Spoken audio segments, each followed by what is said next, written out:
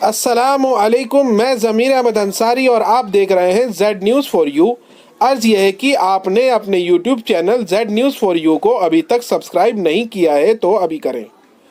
اور ساتھ ہی دیے ہوئے بیل آئیکن کو بھی دبا دیں جس سے ہماری آنے والی سبھی ویڈیوز کے نوٹیفیکیشن آپ کو ملتے رہیں۔ شکریہ۔ السلام علیکم ورحمۃ اللہ وبرکاتہ۔ یہ آپ نے سوال پوچھا ہے شب برات کے بارے میں کہ اس کے بارے میں بتائیے کہ سنت سے ثابت عمل کیا ہے جو ایک مسلمان کو کرنا چاہیے، اور ساتھ ہی آپ نے حضرت عائشہ رضی اللہ عنہا والی روایت کے تعلق سے پوچھا کہ اللہ کے رسول قبرستان گئے تھے رات کو، تو کیا آج بھی کوئی قبرستان جانا چاہے تو صحیح ہے۔ اس کے تعلق سے 15 شعبان کی رات کے تعلق سے آڈیو میں گروپ میں ڈال چکا ہوں، ان کو بغور سن لیں۔ اس میں دلائل پورے دیے ہوئے ہیں، احادیث اس رات کے تعلق سے، اس کی فضیلت کے تعلق سے جو حدیثیں ہیں وہ بہت ساری ہیں، تقریباً 8 صحابہ سے الگ الگ حدیثیں مروی ہیں،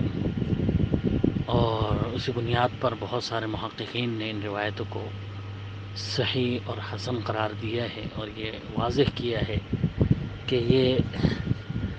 فضیلت جو ہے یہ ثابت ہے 15 شعبان کی۔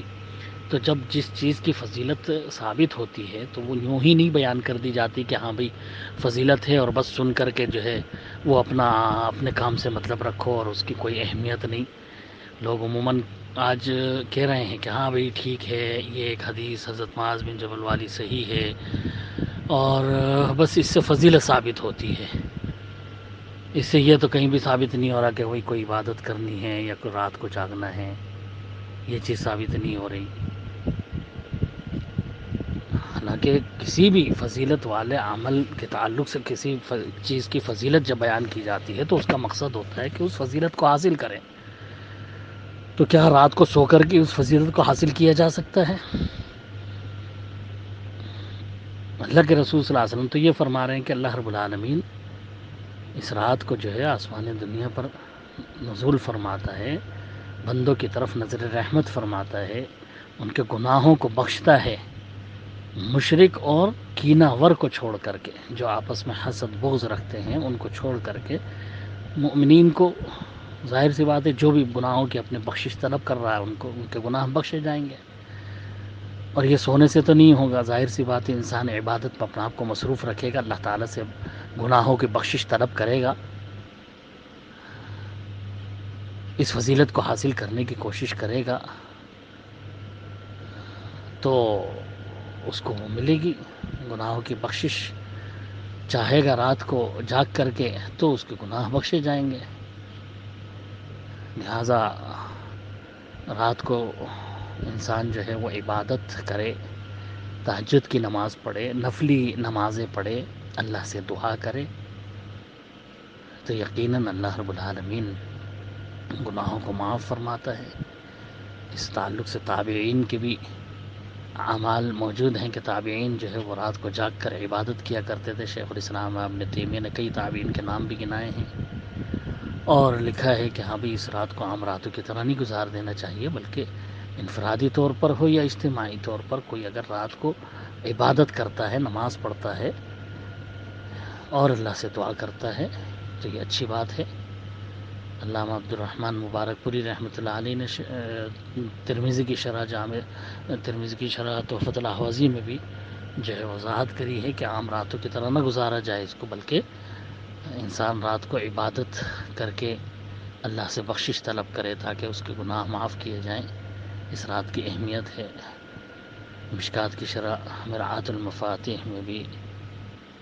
علامہ عبید اللہ مبارک پوری رحمۃ اللہ علیہ نے وضاحت کی ہے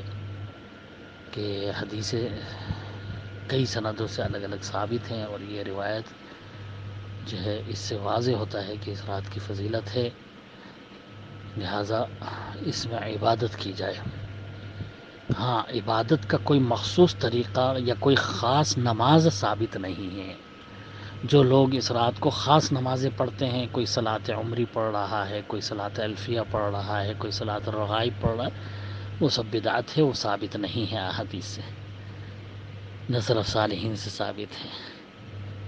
عام نفلی نمازیں جتنی چاہے جو چاہے پڑھے، کوئی روک ٹوک نہیں ہے، کیونکہ اس کے لیے کوئی وقت کی قید بھی نہیں ہے اور نہ کوئی خاص اہمیت ہے۔ جب چاہے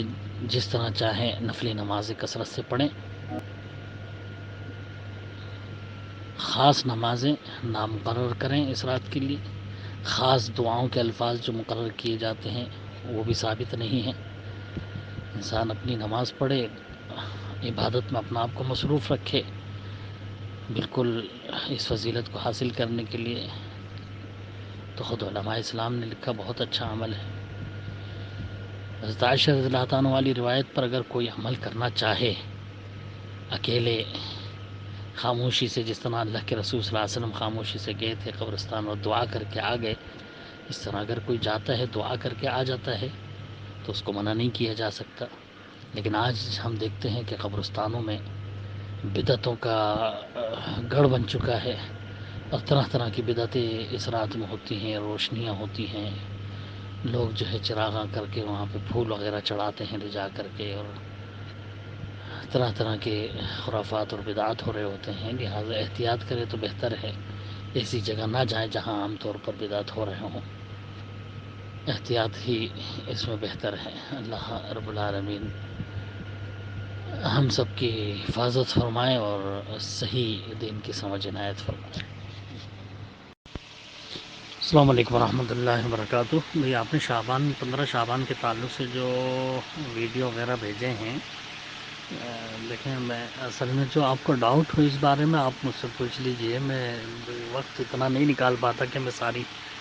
لمبی لمبی تقریریں سنوں یا پڑھوں اتنے لمبے مضامین، کیونکہ بہت سارے سوال ہوتے ہیں اور اتوار کا ایک ہی دن مجھے مل پاتا ہے، باقی دن مجھے وقت نہیں مل پاتا۔ اس لیے جو ہے آپ سے گزارش ہے کہ اس میں کیا چیز آپ کو سمجھ میں نہیں آ رہی وہ پوچھ لیجئے، میں انشاءاللہ آپ کو بتا دیتا ہوں۔ باقی جو میرے آڈیو گروپ میں ڈالے گئے تھے وہ آپ نے شاید سنے ہوں گے، اس میں وضاحت ہے کہ بھی جو مخصوص نمازیں ہیں 15 شعبان کی،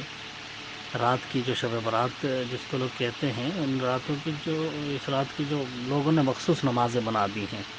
صلاۃ عمری ہو یا صلاۃ الغائب ہو یا صلاۃ الفیہ وغیرہ ہو، یہ سب بدعت ہیں، ان کا کوئی ثبوت نہیں ملتا۔ یا اس رات کو جو ہے خوشی کے طور پر اچھے کپڑے پہن کر حلوے وغیرہ بنانا، یہ سب بدعتیں ہیں۔ چراغاں کرنا، قبرستانوں میں جانا، وہاں پھول چڑھانا، وہاں روشنیاں کرنا، سب بدعت میں شامل ہے۔ ہاں، فضیلت اس رات کی حدیث سے ثابت ہے، اور فضیلت کسی چیز کی اس لیے بتائی جاتی ہے تاکہ اس فضیلت کو حاصل کیا جائے۔ تو اللہ تعالیٰ جب شروع رات میں ہی آسمان دنیا پر آتا ہے، متوجہ ہوتا ہے لوگوں کی طرف اور ان کے گناہوں کو بخشتا ہے، تو یقیناً بندوں کو چاہیے کہ وہ اللہ تعالیٰ سے اپنے گناہوں کی معافی چاہیں، عبادت میں نماز میں اپنا آپ کو مصروف رکھیں، تہجد کی نماز پڑھیں، اللہ سے دعائیں کریں اس رات کو۔ یقیناً عبادت کرنی چاہیے اس رات میں، لیکن جو بناوٹی عبادتیں ہیں وہ ان سے بچنا چاہیے۔ اپنی طرف سے جو بنائی گئی ہیں عبادتیں، نفل نمازیں جو جتنا چاہے پڑھے اور اللہ سے دعا کرے، اپنے گناہوں کی بخشش چاہے، یقیناً اس کی فضیلت کو حاصل کرنے کی کوشش کرے جو فضیلت بتائی گئی ہے۔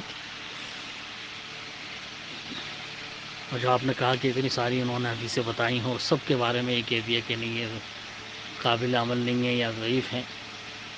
تو میں محدثین کا اصول آپ کو بتا دیتا ہوں کہ ابھی واضح طور پر تمام محدثین کا اس پہ اتفاق ہے کہ اگر کوئی ضعیف حدیث یعنی جس کی سند میں کلام ہو، ایسی کوئی حدیث آتی ہے اور پھر اس کی تائید میں یا اس کے شواہد میں دوسری حدیثیں ملتی ہیں جو دوسری سند سے ہیں، دوسری چین سے آ رہی ہیں، تو بھلے وہ 3-4 سندیں بھی 3-4 چین سے جو آ رہے ہیں اس حدیث کی، وہ بھلے سب کے سب ضعیف ہوں، کمزور ہوں، وہ حسن کے درجے کو پہنچ جاتی ہیں جب دوسری سندیں اس کی ملتی ہیں۔ تو اتنی ساری یہ حدیثیں بتا بھی رہے ہیں، 25 حدیثوں کا انہوں نے ذکر کر دیا ہے، اور پھر اس سے سب سے انکار کر دیں گے تو کیسے چلے گا بتائیے۔ میں نے سنا نہیں وہ کیا ہے بتایا انہوں نے، لیکن آپ کا جو یہ پڑھا ہے میں نے، اس سے میں بتا رہا ہوں کہ 8 صحابہ سے الگ الگ یہ مروی ہے روایت کہ بھئی اس رات کی فضیلت ہے۔ اللہ تعالیٰ جو ہے متوجہ ہوتا ہے مومنین کی طرف اور مشرک اور کینہ ور کے علاوہ سب کو بخش دیتا ہے. یہ فضیلت ہے جو ثابت ہے صحیح حدیث سے ہے، اور اس کی سندیں بہت ساری ہیں، کئی الگ الگ صحابہ نے اس کو روایت کیا ہے. تو اگر ذاتی طور پر اس کی ایک کی سند ضعیف ہو تو اس سے دوسروں سے مل کر کے وہ حسن درجے کو پہنچ جاتی ہے، یا پھر جیسے کہ بہت سارے علماء نے، شیخ البانی ہیں، علامہ سیوطی ہیں، یا دوسرے محققین ہیں، انہوں نے جو ہے صحیح قرار دیا ہے شواہد کی بنیاد پر. تو اس فضیلت کو حاصل کرنا چاہیے. باقی آپ بغور میرا وہ آڈیو سن لیجئے جو گروپ میں بھیجا تھا، آپ چاہیں تو میں پھر بھیج دوں آپ کو. ایک بار پھر آپ سے ریکویسٹ ہے کہ آپ اپنے اس یوٹیوب چینل کو سبسکرائب کریں، لائک اینڈ شیئر ضرور کریں. شکریہ.